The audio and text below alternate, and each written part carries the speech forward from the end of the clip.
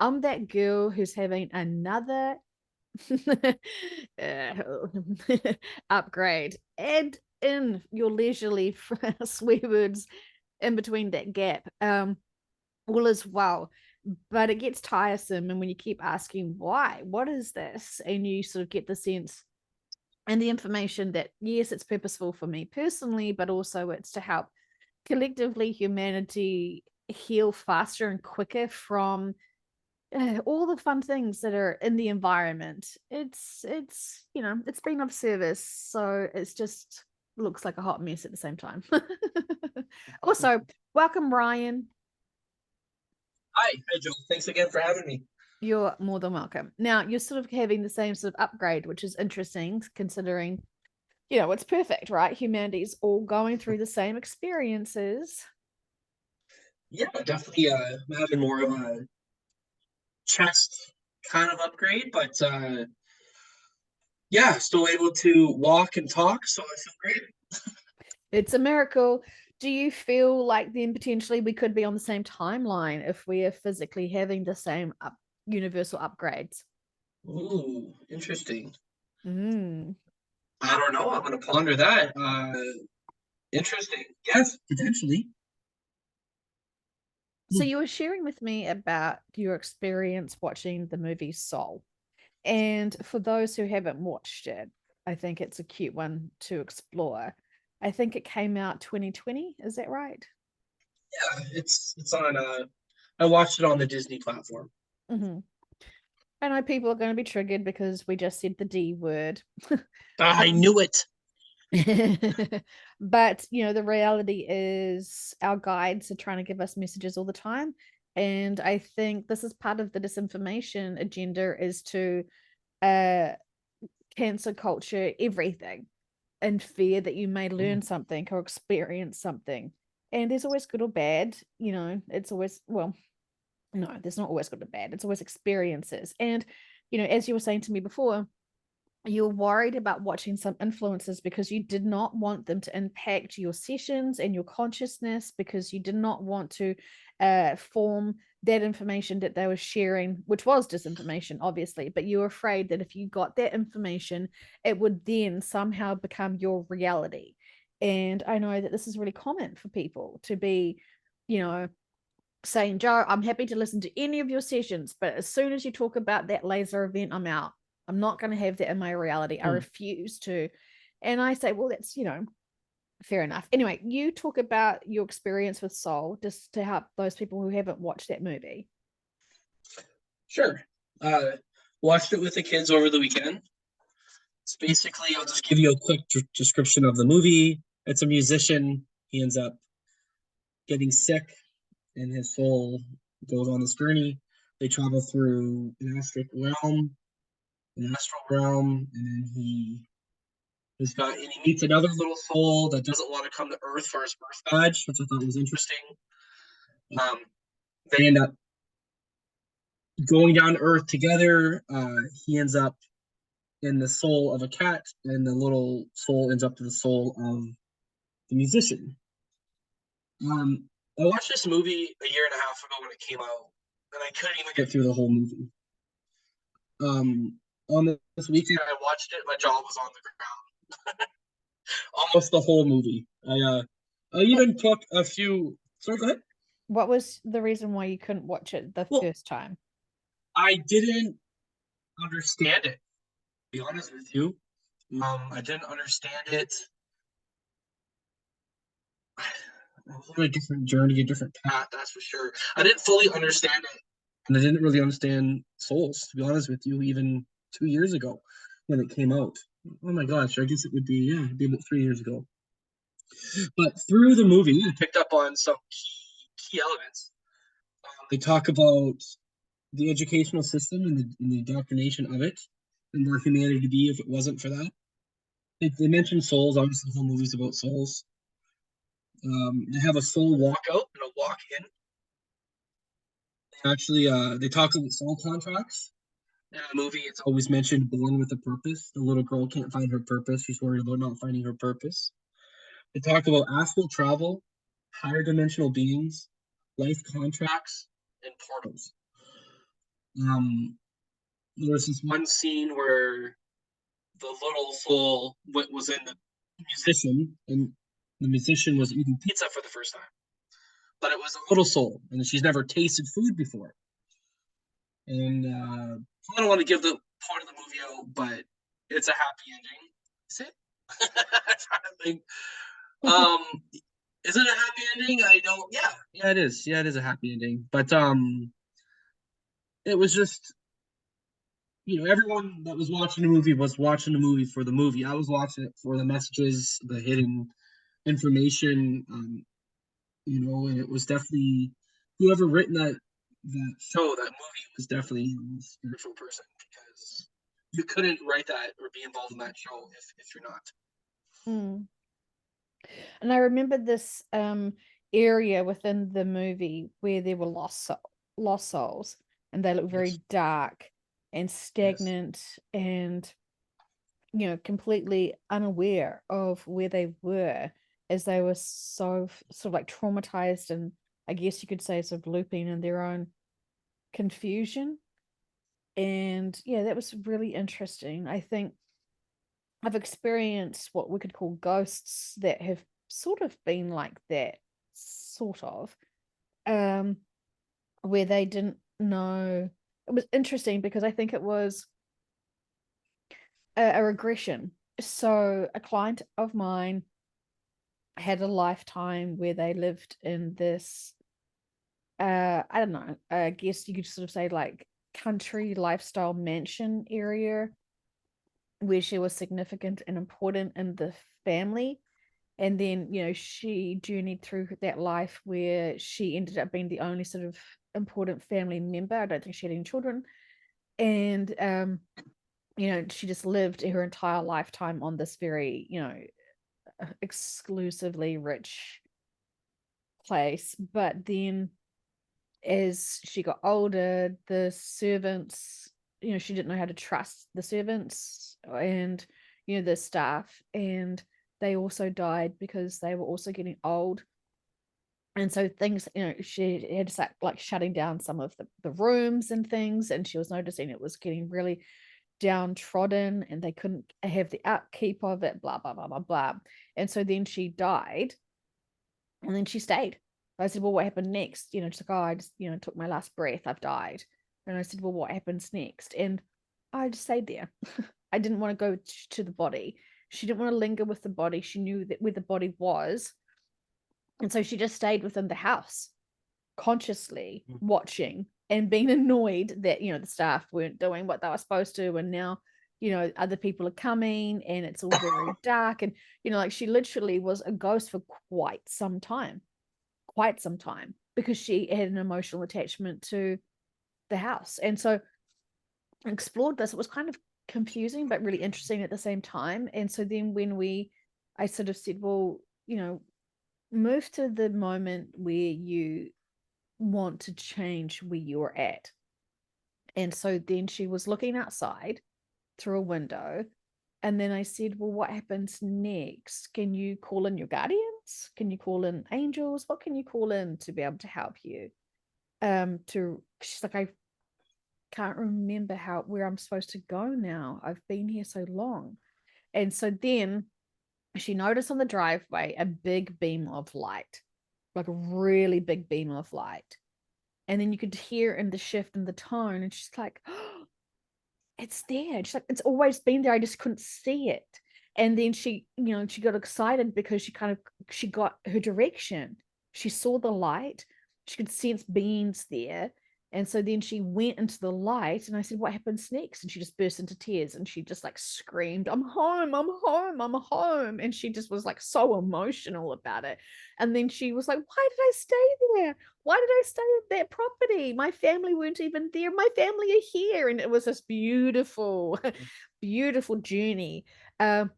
But these kind of experiences with like lost souls that are sort of not stuck, because it's all their choices still. Your consciousness as a ghost, protecting your property or doing whatever you want to do as a ghost. But it seems like And again, as we were talking about this sort of truther community, which is fake of bullshit, which is telling people don't go to the light. And so if you're consciously, you've left the body, you're still conscious and you're still remembering everything you've been told about life after death, and you may not recognize that you're a ghost and you've still got options, and you see that light, which is consciousness beings, higher frequency conscious beings, sweet baby Jesus, if you will, whatever you want to label it, coming in to be able to guide you to the dimension, to the frequency where you're supposed to go at a soul level, at a conscious level, and you're still afraid because some fucker on Facebook or internet has told you to avoid that, that's dangerous. And so, it's again, still, even as a ghost, you have to empower yourself with your faith mindsets and belief systems. We know when people have shifted and are heading towards the old earth, people are still in doubt. You can still have doubt. It's not until you're literally, I don't know what, running on the new earth, understanding and noticing you've got a new body, a new sense of awareness of your body, and a new sense of awareness of energy that you may start trusting. But people can't seem to, or the human mindsets can't seem to trust it until they're experiencing it. And that's cool. Like I can respect that. But when you're not trusting something to move forward and to step into, you haven't explored it because you're using your, still your consciousness. It's interesting. Many people think as soon as you die, you've got all the wisdom of the world and the universe. And I say, no, you've got, and well, not just my opinion, the subconscious will say, well, that's really cute. But, if you've just shifted from the 3D and you're heading to the 50, why do you think you'd get 12th dimensional information? It kind of beats, kind of defeats the purpose of the experience, right? And so you're always consciously evolving.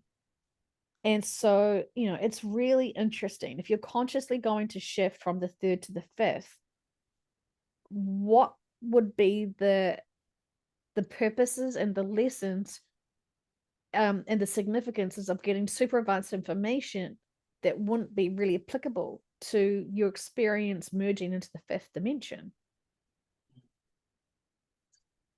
Yeah. Yeah, it makes sense. It's kind of like a need to know basis. Yeah. Well, it's kind of like, could you really enjoy the 5th dimension if you were well versed and knew everything about the 12th? Right. Like some people feel like, as soon as they know about the new earth and as soon as they know about the high perspectives and how we can love each other truly, completely, absolutely, utterly love each other without, we know we can absolutely love people who are extremely in pain and extremely in fear. We can absolutely love them. We may not be, best friends or their biggest fans of their choices, but we can love them at a soul level and we can respect their journey. And I think some people are still struggling to accept that we can absolutely here right now love everyone at a soul level while we respect and may not understand their life contracts, but we can respect it and realize, is our judgment of other people's life contracts actually impacting us and lowering our frequency vibrations when we're supposed to honor and be responsible for our own high vibes?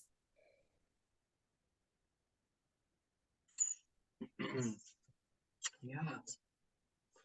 Yeah, it's definitely it's hard to do. Like it's it's no one's not perfect. It's definitely something that I'm still working on. Yeah. But then this But is, I just want to say, sorry, that's go ahead. human. Not being perfect is Yes. absolutely perfectly human. And then it's this thing, right? Is this just us to observe and accept because, we can't even get to them to say, grow up, sort your shit out because you're looking like a fool. This is not part of your life contract. It can't be because you're just a monster versus someone that's right close to us that we can actually love them and empower them and inspire them. So, is it people that we can actually tangibly communicate with, or is just, how extremely distant are these people that are triggering us? Is it, so we have to accept everyone that's not in our true, real physical realities and honor those who are. And, sometimes when we can love them, we still have to trigger them to grow. And that's where people get stuck, because it's kind of like, oh, just love them and accept them without speaking our truth of, hey, you know, that limited perspective that's helping you keep super low vibrational and still unhealed, you know, like that's the challenge. And that's when we know we're looping and finding it hard to love them, because we know that they could be empowered, that we know that they could be healed. We know that this is them needing to choose those choices and decisions. So when we know someone that's in our physical lives that are triggering us to trigger them, it's all purposeful. So, you know, tough love is still love. Yep. Sorry for interrupting, but I know people Oh, get no confused about worries. it, because people like, I'm supposed to just allow them to abuse me. It's like, no, you love yourself enough that you respect yourself, that you don't, you know, you don't react to their abuse, because you see that this is their inner work spewing out all over them and on you. Are you going to fight it? Are you going to react to it? Or are you actually going to observe their behaviors and call them out on that and say, I'm sorry that you're trying to gaslight me. It's cute that you think that this would impact me, but I'm really concerned. Why are you so upset and hurtful right now? You know, your opinion of me is not justified. You know, you can respect me and my opinions and experiences too. So what's going on for you? Where is your biggest hurt? You know, whatever the words are. But people think by loving someone, you just ignore them and all their bad behavior. And it's it's more than that. And so I don't think people really understand what pure love is at a third dimensional level. Yeah, it's definitely some deep stuff there, Joe. But yeah, Who I don't knew? really have much to add. Who knew 3D living was deep?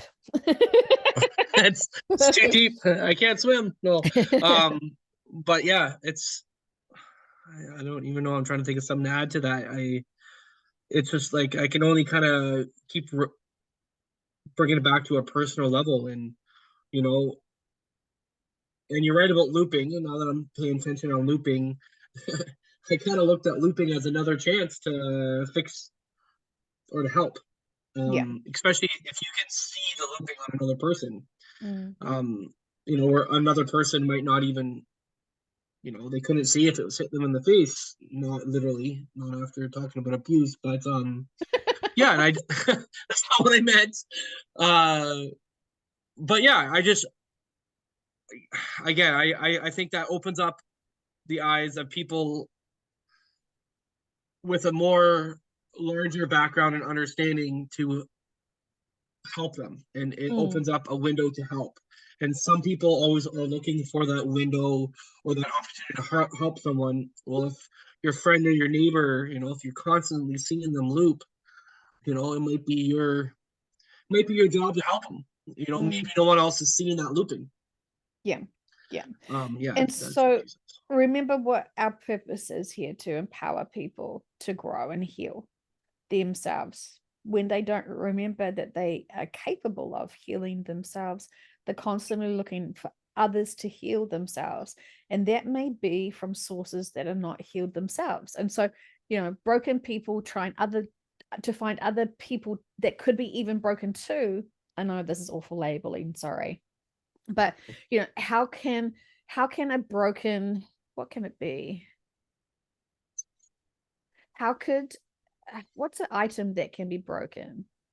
Okay. Glass. Yeah. How can a broken glass get another piece of broken glass to heal them when that glass is broken into millions of pieces too, and doesn't even know how to heal themselves? And so, what do? You get shards of glass that are fucking sharp that will cut you to the bone because it's broken, and there's too many broken glasses, too many broken people reaching out to their fellow friend, their fellow human, their fellow family member, reaching out because they're completely broken. They're just shards of glass. And what are they getting? They're getting more broken glass pieces. And and they cut, they hurt. And how can a glass heal themselves What you can do with glass literally is put it back into the kiln and fuse it all together. But what does that take? That takes heat. What could heat be for us humans who are broken glasses? Love, unity, merge, come together. Can you see how us being broken glasses, judging other pieces of broken glasses because they're exactly us? Like when you're trying to get healed from someone else and they're exactly the same, they're just as broken as you, and then you get fucking pissed off because they're not healed themselves to then heal you, there is a problem. You all have to come together to be heated up, to merge together, have the fiery passion of love, unconditional love and compassion mount your pain down, heal yourselves, bring yourselves together. That's the only way you can help others, because judging and cutting each other isn't working. Humanity's history has proven this. And so, yes, it sucks. So how can you heal yourself to then be of service to others? Heat. If you're glass and you're those broken pieces, the more heat that you have softens your edges. The more love you have softens your own edges. Yes, you could throw yourself onto the beach and wait a billion years for the sand to come and wash you away and smooth you out. But then what happens then, right? You're still using other elements of nature to heal you. You don't have time for that. We don't have time for that. We can be completely comfortable and capable of seeing all our broken pieces, acknowledging the cracks, the stresses that broke us and shattered us, knowing that we are still capable to mount down and be a whole again. And when we are whole again, it means that we respect ourselves, forgive ourselves, honor ourselves. The things that broke us were external for us to be able to remember how to come back and be self, how to be whole again. And those things that broke us were the experiences of life. And we chose to break or to be tough and not, be tempted into shattering to the pieces. But you can have to break and heal and break and heal and break and heal, if you will, with those labels, to know how to quickly choose not to react that way. Oh, I see you, hammer. I see you, hammer. Coming here, I'm going to smash my fine body. I'm a beautiful vase at this point. I'm not a little cup anymore. I'm a fine wine glass, or I'm a gorgeous vase or something like that. You've healed yourself so much. You have shaped and formed yourself from being just that simple cup, that simple, tiny little generic cup, into fancy. I'm fancy. I'm hand blowing, actually. I am exquisite. And, I've added some flair or some color and some personality into my form because I choose how to heal. I choose how to empower myself. And I choose how to express myself to the world. And when you heal yourself and empower yourself and form yourself with that security of love of self, knowing yourself and knowing your purpose, you're not going to be a simple, side cup. You're going to be fancy. You're going to be chandeliers. You're going to be something to empower humanity to see and hear your journey of all the times you've had to break yourself because of those experiences to learn how to empower yourselves. And look, they're not sharp edges anymore. They have been re-healed and reformed. Yeah, very well put. You really took that glass analogy. You ran with it. I took it to town. and you did a great job. That's awesome. Yeah, it's so true. I honestly I can't even think to your conversation. You seem to cover it really well. Can we talk about empowerment? Mm-hmm. So, like, what, like, this, I know, and we all have our own things to empower people, but what does Joe do to empower herself? These videos must be empowering to know that you're helping and getting so many knowledge and information across, not yours, higher beings information to so many people. But like on a more personal level, like what do you do to empower yourself more on a daily basis that we could, help someone out or myself out? Yeah, so it's about, it's my choices of my mindset. Do I feel frustrated with feeling I always say choices. And how do I choose to feel about certain things and certain people and certain events? And I know I could disempower myself with feeling all the range of emotions of despair and unjust and tragedy and horror and frustration and anger, or do I choose to empower myself with my range of emotions? Sometimes it's I dilly dally. I shop around to see, what I want to feel. Sometimes I do notice and catch myself feeling the emotions of certain events. And I get to explore and unpack that and think, why on earth is this triggering me when I should know better? I should know that this is a soul contract, this is life experience. What is this? What is this about? And when I explore the root of what is my trigger, whether it's my frustration that humanity deserves better, it's usually that. Because I know that it's so possible to heal ourselves, so capable of loving others, so capable of being truthful with integrity, to be of purpose, to serve humanity in the best way possible, and not get distracted and not try to justify why we can't be here of service now, knowing when this is your life contract, this isn't about anything else. This isn't about uh self-service in a negative way.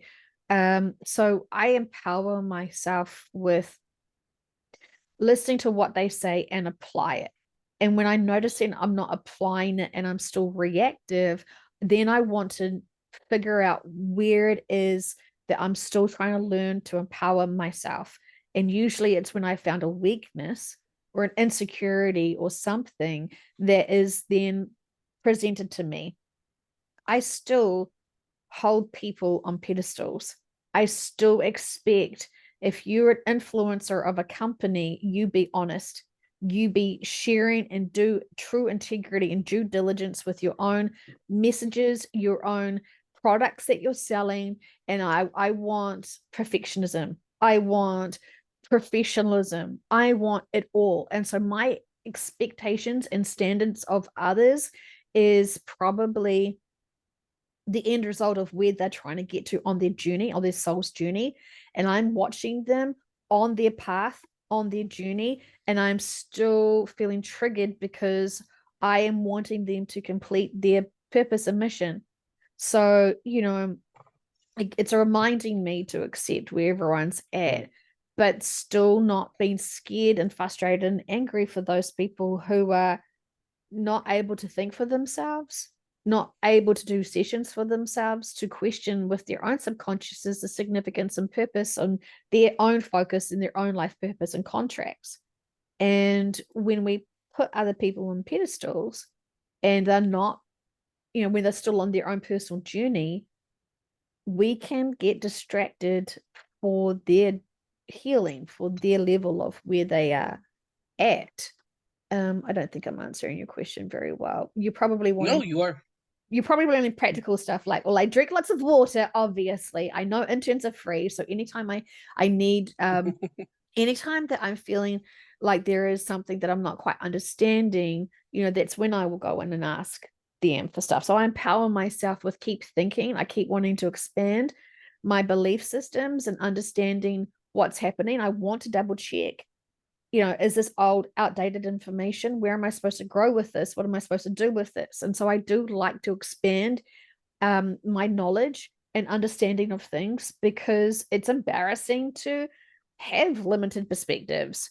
I don't want that for me. I want to know the most perspectives to understand everything so I can have balance and neutral emotionally and mentally, so I can get my inner peace. That inner peace is fucking priceless to me. And I am trying to find it always in every situation and scenario and events there. Well, I answered because I was trying to answer it for myself, and it was just basically become what took you 5 minutes to answer can take me 30 seconds to answer. But it's basically my feelings and just trying to unpack them before reacting. Mm. And as well as finding other like-minded people. I find that really empowering to me, and then in turn empowered to other people. Yeah.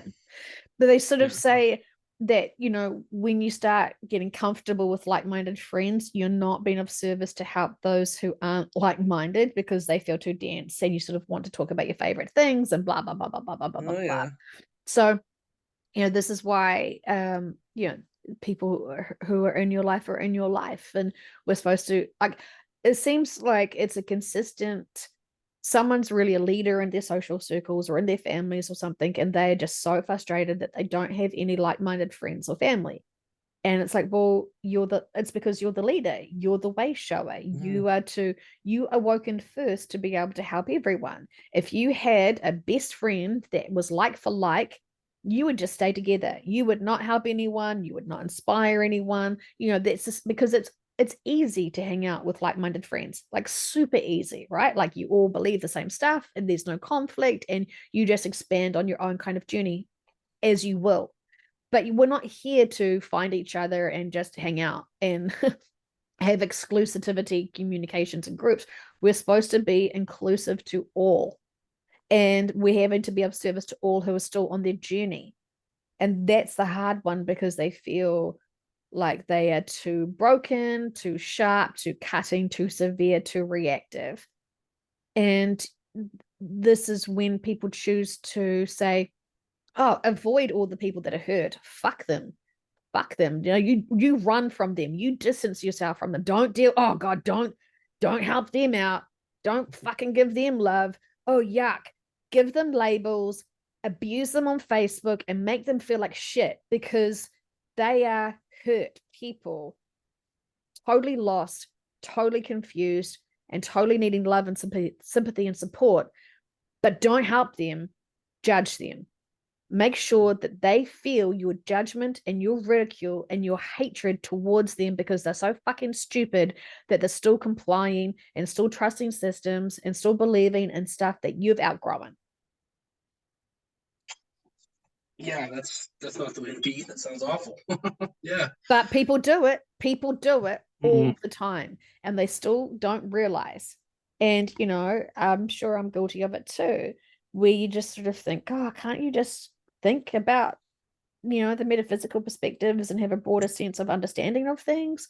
But that's judgment. And so could I judge them silently, or should I try to help them and expand their perspectives of things? Sometimes when I've seen people really struggle, I haven't wanted to tell them what I see and sense about them and their struggles because I feel like that could hurt their feelings, that could make them be triggered. And so I just observe and witness, and I just wait for them if they ever want to ask me what's going on for them. But they don't ask because we're too polite, and we don't want to bother other people, so we just suffer in not silence. We're very open and reactive to it. And it's really sad because when we don't recognize that when someone's venting to us or sharing with us or even in our worlds, they trust us.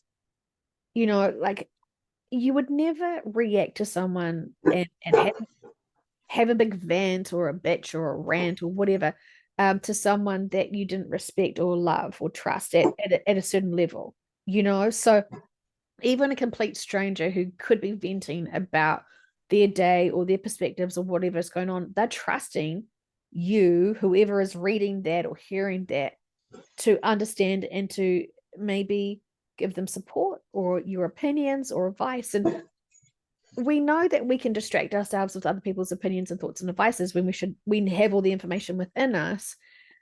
But when someone's trusting us and sharing with us their perspectives, this is an opportunity for us to give them more seeds of perspectives and inspire them and encourage them to keep going and keep growing. Absolutely.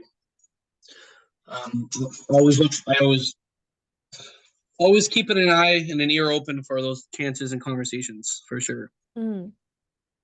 But it's, it's so hard because, we will rethink about our interactions and how we may have hit it or missed it with that conversation. We want to sort of judge ourselves, but don't judge, observe how we reacted, how we responded, and trust it was perfect for that experience. And then how would you go moving forward if you got to relive it again? And this is a lovely way to review ourselves, review our reactions and behaviors and communications and compassion for others. The past is the past. We're here right now. We're moving forward. We're wanting to empower everyone and we're wanting to empower ourselves. And when we keep our wisdom and knowledge and perspectives to ourselves, we're keeping small. When we keep small, we don't grow ourselves and we don't grow others. We're here to grow others and ourselves. It's that sort of simple in some perspectives. So this always gets complicated when when we're wanting to respect someone and we're wanting to hear someone and have them share with us, and then we feel that we are being pushed to trigger them and hard, and we don't like that. I get triggered triggering people, because I know it's painful, I know they're reactive, blah blah blah blah blah, but a good trigger is always a beautiful opportunity to grow. And this is hard when we are to be of service that way. And, just to catch ourselves. Also, the other day we were talking, I over mansplained my dilemma with the roses and the aphids. And I really got to think about it in terms of Gaia and, trying to save her versus the masses that were like, totally draining her. And the more I thought about it, and I sort of realized that, what if this was people's life contracts to come back as those bugs because they had brutally killed or had killed many bugs themselves, maybe as humans or something else, and their aphid life was a karmic contract that I had with them to kill them to complete their karmic cycle, to complete their karmic lessons. And that was part of it. And for me to and and feel dreadful and have these big dilemmas morally, emotionally, mentally about, me being this brutal murderer, I hope it was swift. I trust it was purposeful. But, we can be very still aware of our karmic contracts that we're playing with others. And, murder never feels fantastic. It really doesn't. A lot of people think, oh, murders get away with, the victim, you know, people who people judge rapists and murderers, right? Because somehow they think that the rapist and the murderer are super happy with those choices and decisions. Like they are living their lives because they're so proud of what they did. When in reality, this is traumatic for them.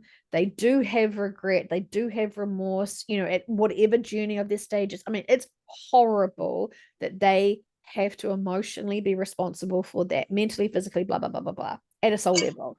Like, that's some big choices that they're making. And, while I sort of feel like, well, I got away from that crime, I don't have to spend my life in prison because I just killed billions of bugs, because there is no law to support those bugs. You know, Morally, I've done the same thing. I have helped exit souls from their bodies.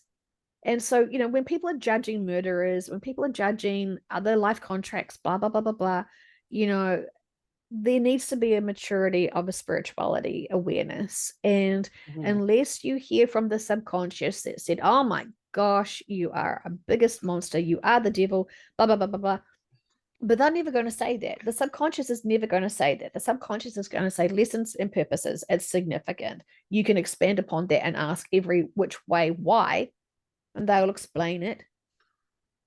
But they really are not fussed or bothered, really, about it because, like, yeah, it was life contract. Like, and people just feel so precious still about life. And I guess that's good. But then can we be just as passionate about the quality of life we're giving ourselves and the quality of life we're giving to others, which is love? Doesn't matter how financially rich or poor you are, you are still capable of being extremely wealthy with love. So how are you spending it? How are you spending it? Are you going on the internet, fucking Facebook, and then being able to support and empower and love and encourage 5 total strangers who you see are struggling? I don't know your answers to what you're seeking today, but I just want you to know that you're loved and supported and all is well. And all will be well because of my faith and trust and understanding of the divine, of soul level, source, whatever, whatever, whatever, whatever, whatever. We don't know the answers to everything, obviously. We don't know what life contracts they're experiencing from other lifetimes, obviously. But we do know they're loved. We do know that we love them at a soul level. And we do know if we come across their posts and they're stressed or they're overwhelmed or they're confused or they're whatever, whatever, whatever, we're here to support them and love them and encourage them. But there's, of course, this fine line then. Do they realize that if they have problems, they get all this attention and support? Because what are people seeking? What is their motivations? Are they truly in this funk where they just need one key to empower them, to inspire themselves? Or are they, attention seeking and never want to power themselves? They never want to grow and they're still looking for outside external forces. So if you're sensing that this is drama, if you're sensing this is just attention seeking with no true empowerment steps for them to seek to help themselves grow, empowering someone and disempowering someone can still have the same intentions from our perspectives. We're still wanting to help them, we're still wanting to love them, we're still wanting to encourage them, but is this truly empowering them or disempowering them? Because what are they going to do with our attention? What are they going to do with our energy? What are they going to do with our advice?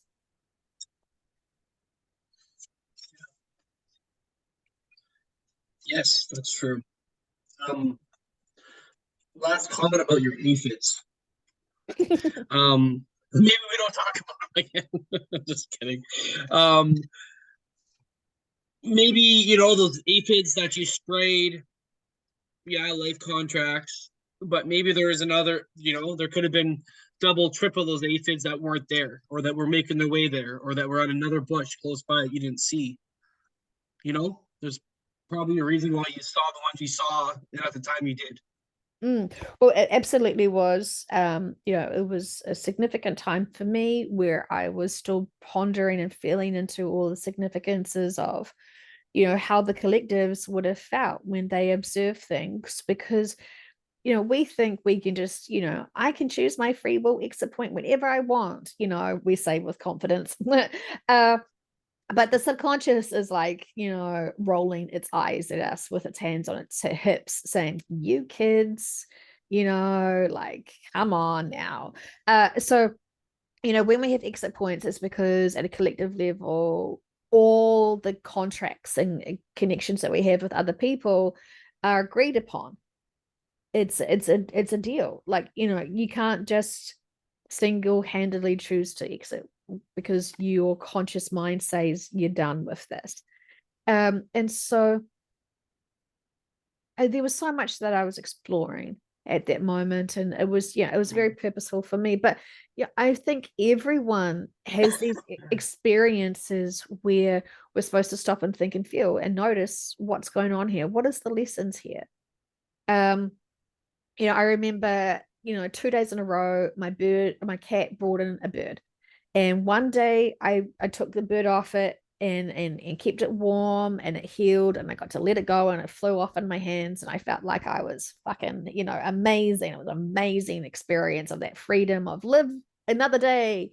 And then the next day the bird came with the same, I don't think it was the same bird, but I was like, oh, I got this, don't worry about it, kind of thing. I'm not even going to be emotionally worried about this bird because yesterday was fucking fantastic. It was perfect. I'm going to do exactly the same thing again. And I went to go into my laundry where I'd kept this bird in this box, the same as yesterday, thinking, oh, my magical glory moment. Releasing a bird was fantastic, I have to say. It was amazing. And I was so excited for my glory of being such a good Samaritan for that day. And the bird died. And I was like, my moment had been stolen. Like, what the hell? And I just was like gutted because I was like, it was such a fun thing to see the bird fly and it was a miracle and blah, blah, blah, blah. Didn't understand the significance of it. It came out in a session where it was like, you have no choice. You have no control over exit points.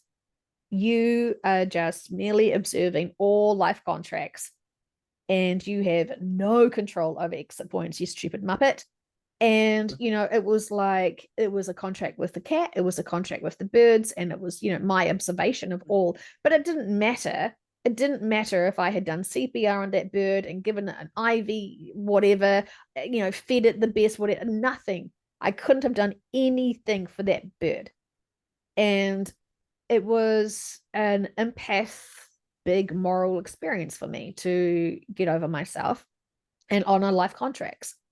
And it was so insignificant. It was just like, oh, this thing happened. It didn't feel good, but I didn't dwell on it. And then I don't know how long later it came out in a session where the subconscious was like, oh yeah, she misses all these lessons all the time. Like the other day, you know, everyone just like randomly like spills out the bird situation. And I was so amazed. I was like, I fully did not get the purpose of that lesson. Completely missed it. Completely missed it. So, you know, everyone's got these things, I'm sure. And, you know, it's always nice to stop and pause and think, what is the message here? What is the purpose and the significance of it? Otherwise, we could be completely distracted with living and just think, oh, this is boring here on Earth. There's nothing to do. So, yeah, I think I remember your cat story. Um, so here's a talk about life contracts and such. Here's a question regarding that.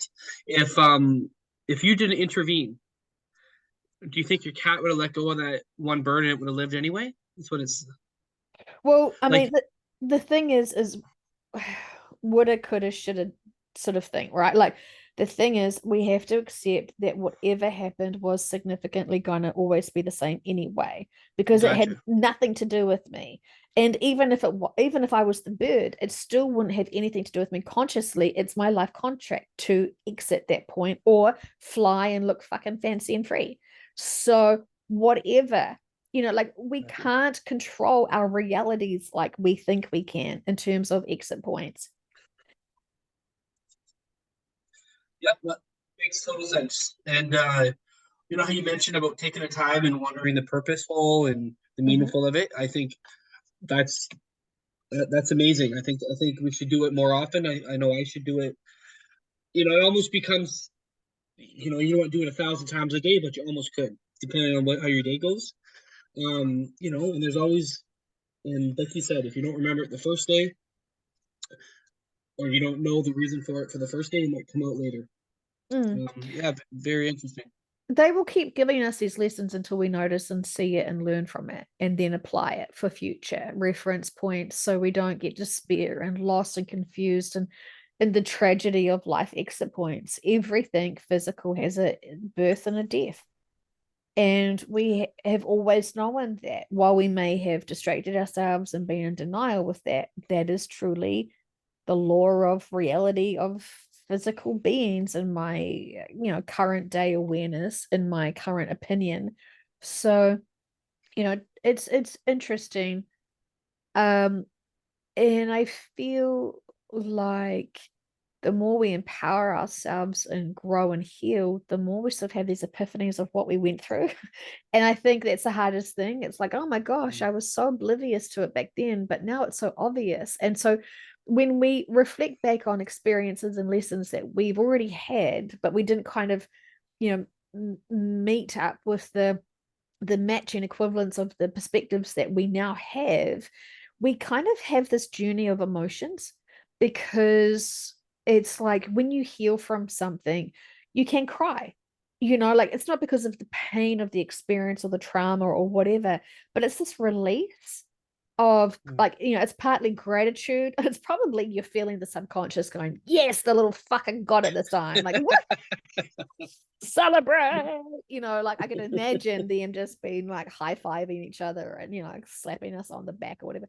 But when there is this release when we learn and heal, and I know lots of people are going through these big emotions right now and they don't know why they're so reactive emotionally. It's like this big roller coaster, like their lives are totally fine, but it's like now that they've got this key and this wisdom of these bigger perspectives and these epiphanies to be able to look back at their life with such clarity now of the purpose. Oh my gosh, that failed relationship wasn't to destroy me. It was to empower me to know better for the choices that I made with the husband I have now, or whatever, whatever, whatever.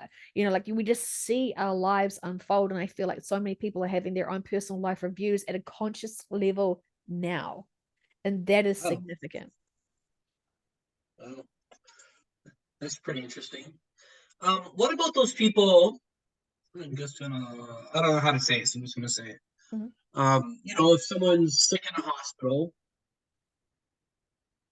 like, and they're dying, and they've accepted death.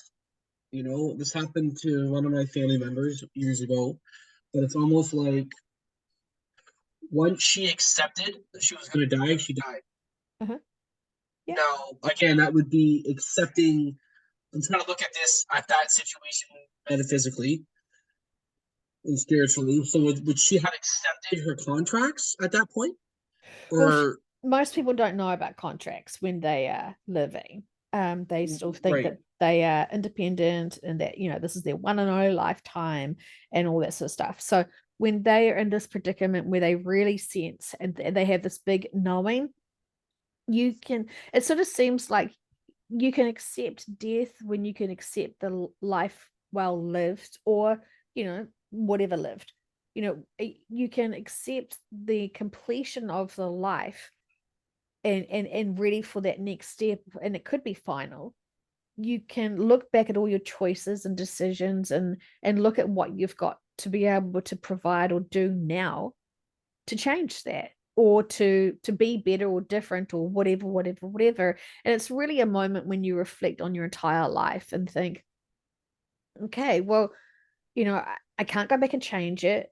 I could move forward, but what would that forward look like with my circumstances? And you sort of weigh up your life in another form. And when you sort of have this, if you, I think if you have this big feel and mission of, I know I still need to complete something super important to me. I must run this fucking marathon.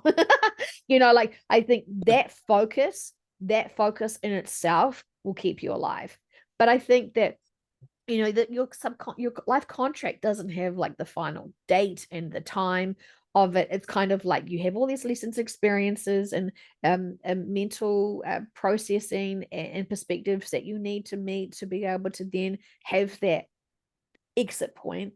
And I notice, and some people may have noticed this, people will live and have a birthday and then die just after their birthday, or they Mhm. will live and then they will retire and then they will die.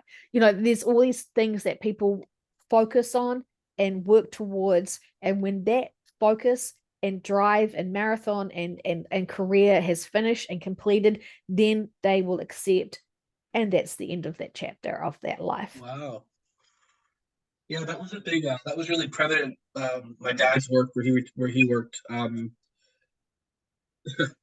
80% of retirees, died within the first year of Mhm. retire. Like it was so much to the point where I couldn't help but think it had something to do with the heavy metals in the shop.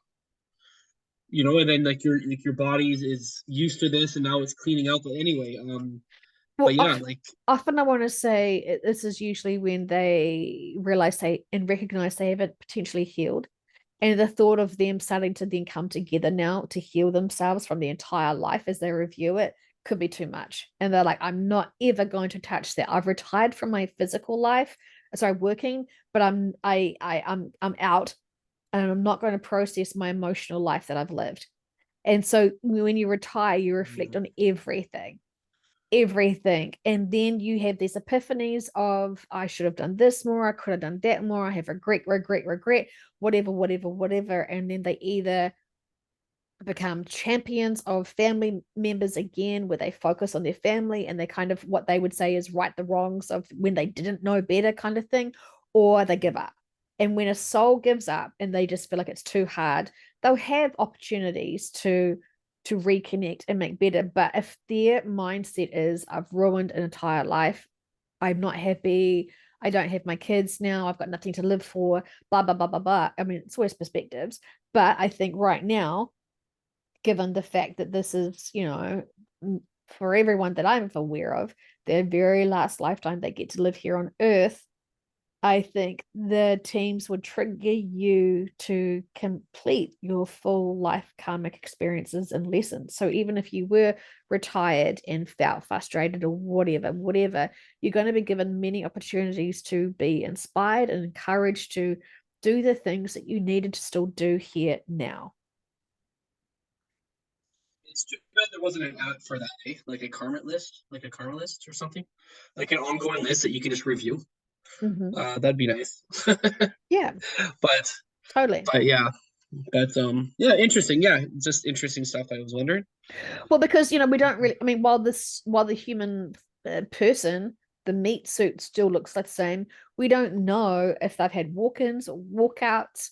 You just don't know what's behind the hub. We don't know the engine that's driving that vehicle, which could be many different souls having different experiences. And so, while it seems still like it's granddad, you don't know who is coming and going in that actor's role of being the soul of that vehicle, that human who is playing that role. So, it's very interesting. It's very, very interesting. But I think things have changed now as souls are wanting to complete and wrap up their karmic experiences. And it's significant. I think when you have the end of a life cycle of a planet, I think things become very different. And what was kind of like, oh well,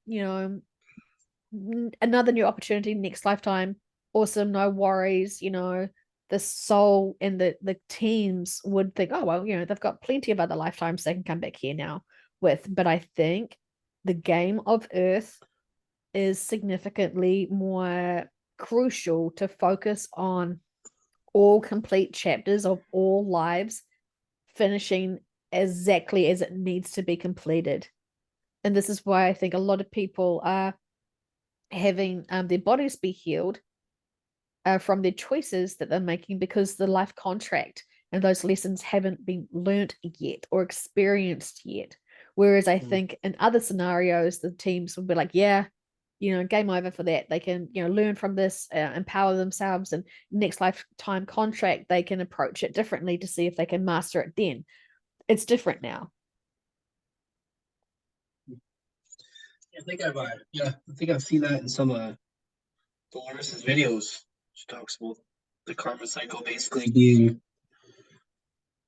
Yeah, well, when I kept hearing that like done. the karmic cycles was finished and closed, I couldn't understand it. And they subconsciousness keeps saying through many of my clients who were practitioners at the time, no one's gaining any more karma now. There's no more karma. Mm-hmm. You can't gain karma. And I was like, why? What since when? They're like, it's just the karmic cycles are completing. And they were trying to say to me what I didn't understand back then, which was, you know, the state of the world that we're in. Gotcha. Yeah, interesting times, Joe. So, you create karma, and so, if you have outstanding karma, you can still play those out in other 3D lives, other 3D planets or simulations, but they just keep saying it's not the same. And so they're wanting the karmic experiences to be played out on the fields, the living fields that they were created in with the same souls, because souls are busy. They're wanting to move on as well, and they wanting to do other stuff. So if you're a family member and half of you are going to the new earth because you're already there, you completed all your homework, blah blah blah blah blah, you're ready, and then the other half of your family is still trying to process the lessons that they need, but they now need to go on to other 3D planets because they're still learning these lessons at a slower rate, but still fine. There's no judgment there. You can see how that would impact, because the souls, as the soul families, do want to support each other. But I guess you must have then other soul family members that are like, yeah, I'll jump in for Bobby. I don't mind being Bobby for a few years, whatever. I mean, it gets convoluted. I freaking love it, but I just trust all as well. Yes, you almost have to. Yeah, definitely helps. Wow, interesting. Mm. Yeah. Yeah, so I mean, all is good. There was something I wanted to say. Oh, that's right. It was so peculiar when I heard about this kind of like this community within my region that now is in a new timeline branch cut off from everything else because this tribe wants to complete and fulfill their karmic experiences with each other, and they do not want outside influences or distractions. It's like in-house, and so they have completely removed themselves on their own timeline, which for them within it consciously would seem like they have they've been in some system, this earthquake event where they are completely isolated from the outside world, from their region, so they're all doing it within house within their local region. So they would be what you would call technically on the old earth. I'd expect, if we want to throw labels in there. I found it so like mind blowing and fascinating all at the same time. Wow. Now, if I was listening to this, I would have rewinded that 2 minutes and re-listened to what you had to say to process it all. Mm. But yeah, that is interesting. Yeah, because you mentioned timelines with you and I having the kind of the cold, um, or an upgrade.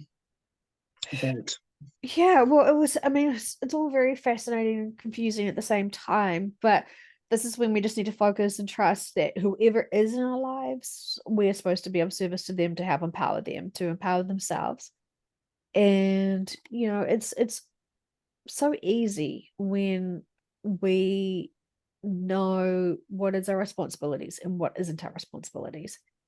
And keeping high frequency vibrational and not being in fear and trusting our teams are experts at being our teams and our guides, and just accepting the lessons that we are being provided are extremely significant, whether it's lessons that we're providing for others as well or for personal stuff for us.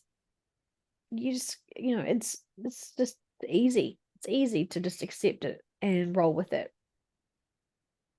better than thinking too much sometimes. But yeah, that's the truth.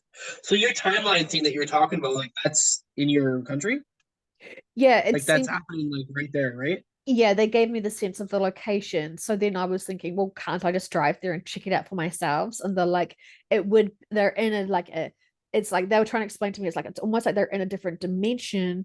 So I wouldn't notice it, what's going on within them, but it's like a different time branch. So I can't actually access this tragedy of this experience of this earthquake for them. So this is what they wanted to Wow. experience was, um, and it felt like a really big tribe, and they wanted to come together as a big family, soul family, to experience all of this earth stuff together. And they had outside influences, strangers coming in which weren't from their own family tribes, and they within themselves at a soul level feel like the part of the problem that they didn't get to experience what they wanted to on earth was because of these other outside forces. And so they're wanting to empower themselves and learn and heal and grow from each other, and so they are wanting to be exclusive just for their own soul family experience. And they were sort of saying that this is happening all around the place. I just don't know of it all. But I experienced their earthquake, and many of us did experience the earthquake. And I was sort of thinking, well, why did I get to know that there was an earthquake? And they're like, well, it's consciously for everyone that's on the timeline that I'm in to recognize earthquakes can happen anytime. Prepare yourselves, get over the small dramas of life and focus on life, and how precious it Yes. is and how it can be taken any moment. So don't take your friends and family for granted. Love them, honor them, respect them, adore them, and make sure they know how you feel about them. Sharing is caring, especially if you love others and want to empower others and to make them feel special and important and significant and worthy. It's we're not we're having to be actively loving them and inspiring them. And when we only want to communicate with them when they're coming to us with their problems or their dramas, then we are excluding them from letting them know how we feel about them. And if we want people to grow and we want people to trust us and to share with us more and to see our growth, we have to let them know we are their friends. We love them. We don't take them for granted. We're here for them. We see them. It's this being of service for humanity is active.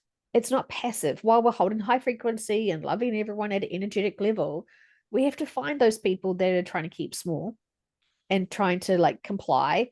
Still love them because they're complying, but let them know we're here for them. Let them know that we still love them. And it's so tragic how we only share what we think of others, usually at their funerals or at an event Yes. where they're close to death. And oh shit, I better say, oh, I always loved that cake you would bring around for my birthday. Like, no, don't compliment people when we think we're going to lose them. We're not promised tomorrow. We never have been. But yet we act as if everyone's always going to be here around us, for us, with us. And that goes for everybody. And so anytime you're having any communication with someone, you almost need to treat it like, if this is the last time I'm going to communicate with you, am I just going to like blow you off? Or am I actually going to stop what I'm doing, look at you, hear you, feel you, honor you, and have a true connection, a deep, fucking meaningful connection of you and I together to here now, communicating, expressing, exploring everything. Can you imagine if we all as humanity followed that and actually took the time and treated everyone like it was the last time we seen them and spoke our feelings and our mind and showed them how much we love and appreciate them? Can you imagine how the world would look? Yeah, I guess it looked like New Earth.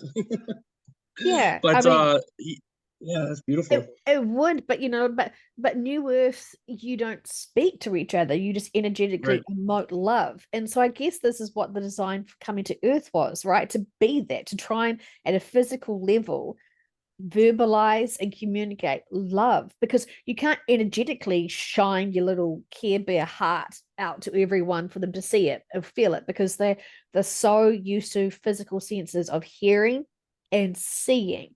And when someone says I love you, but it's so fake and it's so empty and it's so bullshit. It's just, you might as well just say, yeah, I'm doing good, thanks, great day, like Yes.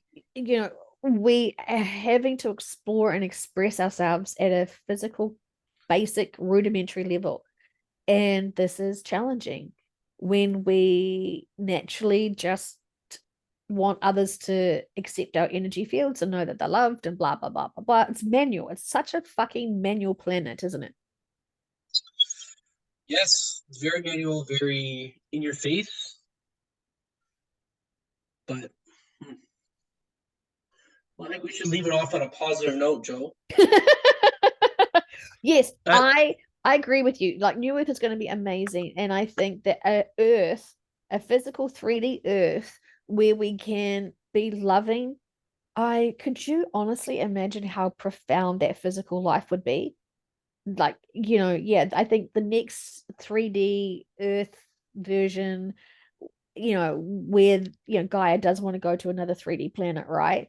And have it all like, that's when you're like that, that's when you truly evolve as a collective into the fifth dimension on the physical body that you're in, on the physical earth that you're on. Like that's the goal, my friend. We're training for it. We're still busy. yes.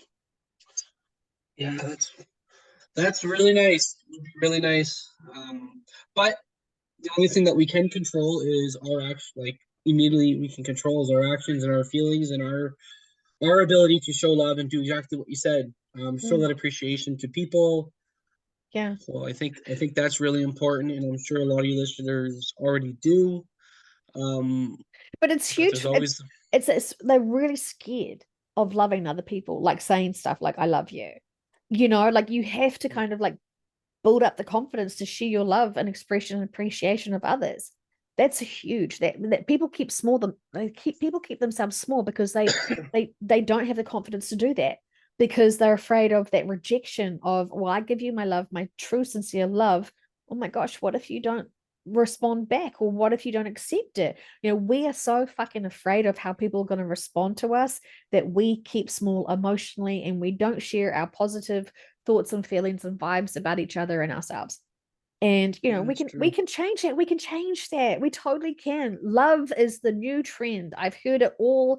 It's so trendy right now. Loving ourselves and supporting each other and honoring each other is fucking, I don't know, whatever. You get skinny, you get trendy, you get popular. Like, I don't know, like the words I can like peer pressure people into, like being inspired and encouraged to do this, but it's true. You do feel fucking fantastic. It raises your frequency vibrations when you truly honor and love each other and recognize each other at a soul level and a human level, because a fucking human is hard. It is hard, but it's beautiful at the same time. I can relate. I had a birthday a little while ago, and people on social media wrote me happy birthday. So I wrote him back, group message to everyone, basically, thank you. I forget what I wrote, but it was like much love and gratitude. And it was the first time I put myself out like that. And I mean, really, how much does that put myself out? It's not. But again, I come from a cliche, like a rough and tough kind of background. Guys don't show their emotions and all that bullshit, right? Mm-hmm. But so when I wrote that on Facebook, and I had some haters that are like, "Well, who are you? Like, what do you mean you love me? Like, what the?" And then I had to explain to them, like, yeah, like I don't mean love like that. I just mean I love you as a person and what you're doing in life, and and I, Yeah. but then again, with that being said, I definitely had some people that wrote out to me differently that I feel like wouldn't have wrote out me if it wasn't for that message.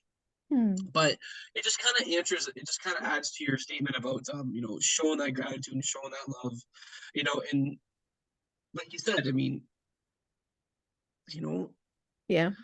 Well, I like mean, like my sorry, love is very confrontational, because people have some really yeah, interesting relationships with love, because love has hurt them. They don't feel in love with themselves. They're not loving life, blah blah blah blah. So when you just flaunt you're in love with something, fuck you, man. Fuck you for your happiness. Fuck you for your joy. I don't want to fucking see that on my Facebook feed, you wanker. Like, people get triggered to fuck when they see people are happy and that they're loving, blah blah blah blah blah. So yeah, it's the delivery, and you could own it by changing the words, or you could just keep doing it and not caring that those people have been triggered to see what is he smoking or drinking to be in love. This is not love fest. He's not a hippie. This is not Woodstock. Like, that's their shit. But we keep small because I we're agree. afraid that we're going to trigger people to grow and see, look, a grown man in touch with his feelings. He's not saying, I want to rape you all. You're saying, I want to love you all, and I want to appreciate you, and I want to honor you all, because I'm loving life right now, because, gosh, we all are survivors, because, we survived COVID-19. Isn't it a miracle we survived it? It's the worst thing ever in the world, and we have survived this together, teamwork, whatever, whatever, whatever. I think we're going to survive the, climate change and nuclear war, but, we're in it together, my friend. I love you. Like, it's hard not to be sarcastic at this point, is it? but yeah, and I just feel like, and again, I didn't keep small at that moment, Joe. I kept, you know, I Good. went out and I don't keep small anymore. And there was a time recently, I don't know, a couple 5 years ago where I just didn't give a fuck, and then that's how I kind of started. I mean, I want to do what I want, but again, respectful of the law, respectful of people. I'm a very respectful person. But now it's kind of like I still got that feeling, but there's much more. It's just backed with love and Yeah. respect. It's And kind of, I feel like they're sort of saying to us, like, just love everyone. Ah, no, it's gone. It was like, no one can take away your love, and no one can shame you for loving. And it is just be bold with your love, yeah, because you mean it. You're not sleazy, you're not creepy, you're not trying to have a hidden agenda. Now you buy into my pyramid scheme. You truly are sharing your feelings, and the people that are in touch with that and recognize that will feel that and know that, and it will make them feel uplifted, even if it's just a brief moment. We all need a lots of upliftment, and that could be contagious. That could be a fun new trendy thing to do, is to, recognize that you embrace and empower your life. And sometimes we have to wait for those moments where there is, family tragedy or something to feel like we are allowed to have the opportunity to express ourselves. And it could be, hey, it's fucking Tuesday and I'm loving life. And like we feel like we can only express and celebrate on specific days. And what is that? What, birthdays, deaths, funerals, weddings? Like, empower ourselves each moment. And there's that cliche of, we're not promised tomorrow or whatever, seize the day, all that stuff that we know, but yet we don't step up to it. Be bold with love, I say, and mean it. And when we reach out with our true respect and gratitude to our friends, keep following that up. But it's such a hard fine balance between empowerment and disempowerment. And then I feel like I'm looping because, we just need to feel what we're inspired to do. If we're inspired to post something, even if it's just a beautiful meme or a funny meme or something to uplift others and ourselves and to communicate with each other, it's important times to communicate with each other and not be shy. We shouldn't be shy of our love for each other, because at a soul level, we're batshit crazy, madly in love with each other at a soul level. And we recognize the struggles at a human level. And we want to give people, regardless of their faith, belief systems, compliancy, medical, whatever, we still honor and love all. Absolutely. Absolutely. Even the retards that run, we've got to Oh, those runners. I am such a bitch. I love everyone who exercises and all fantastic stuff. Like, power to you people. And but I'm a whore for jokes. I will say anything just to make myself laugh and others, hopefully. But cringing could change your mood too from despise. So, whatever. I don't know.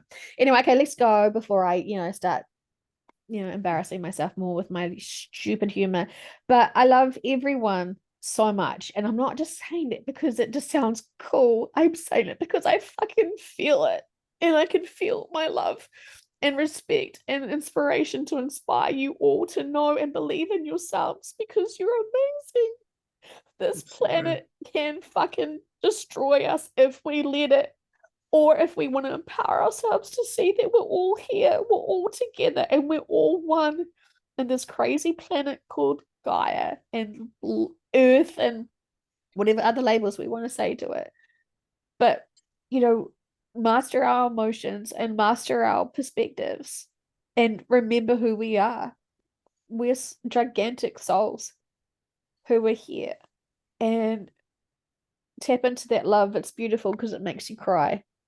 Absolutely. Snot bubbles are free. We got ourselves a trendsetter. You're gonna trend the snot bubbles. All right, Joe. I love everyone. Take care, everyone. Please.